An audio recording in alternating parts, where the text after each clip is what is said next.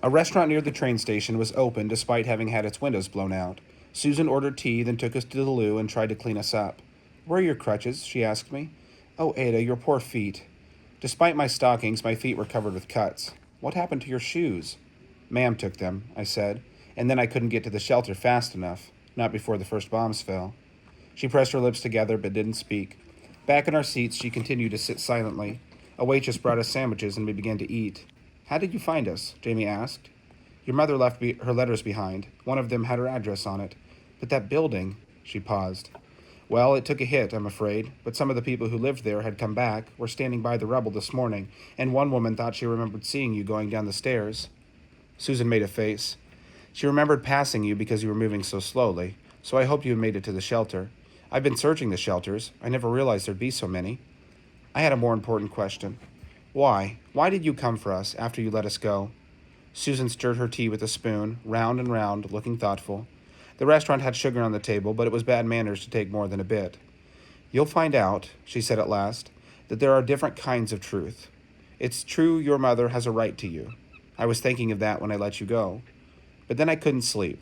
I sat in the shelter with the wretched cat, and I realized that no matter what the rules were, I should have kept you, because it was also true that you belonged to me. Do you understand that? Can you?" I said, "We were coming back to you this morning." She nodded. "Good."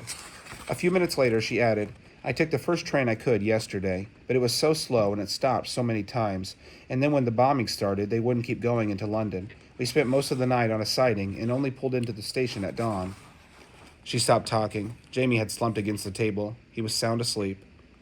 Susan held my arm as I limped to the station. She said, "You needed new crutches anyhow. You were getting too tall for your old ones." I nodded, grateful I didn't have to explain. Someday I'd tell her the whole story, what I had said to Ma'am and what she had said to me, but not now. Maybe not for a long time. It tore a hole through my heart just to think about it. The train to Kent was packed. Susan found a seat for me, but Jamie ended up lying down beneath the benches, and Susan sat on a soldier's bag in the aisle. The train moved in fits and starts. I dozed with my head against the wall. When Jamie had to use the toilet, soldiers passed him over their heads to the one at the end of the car and back again when he was done. When we stumbled out of the station at our village, Susan waved toward the taxi parked by the curb. "Get in," she said to me. "I'm not making you walk another step." We drove through the quiet Sunday morning village and down Susan's tree-lined drive. Suddenly, she gasped.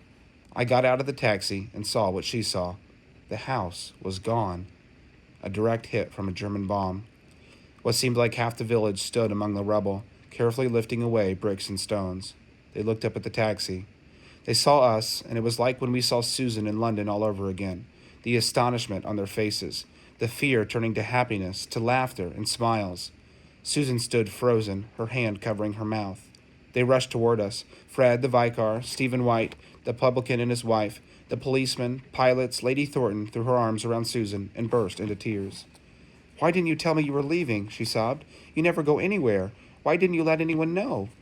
A blur of gray fur streaked out of the rubble straight toward Jamie. "Bovril!" he shrieked. The pasture lay beyond the rubble. I tried to run, but after 3 steps, Fred caught me. "He's fine," he said. "Your pony's fine. He must have been on the other side of the field when the bomb hit." Tears were coursing down Fred's cheeks. "It's you we were missing," he gasped. "You we were digging for. The sirens never went off last night. We thought we'd lost all 3 of you."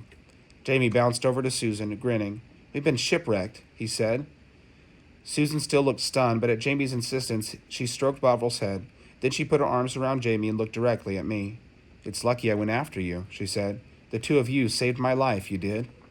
I slipped my hand into hers. A strange and unfamiliar feeling ran through me. It felt like the ocean, like sunlight, like horses, like love. I searched my mind and found the name for it. Joy. "So now we're even," I said.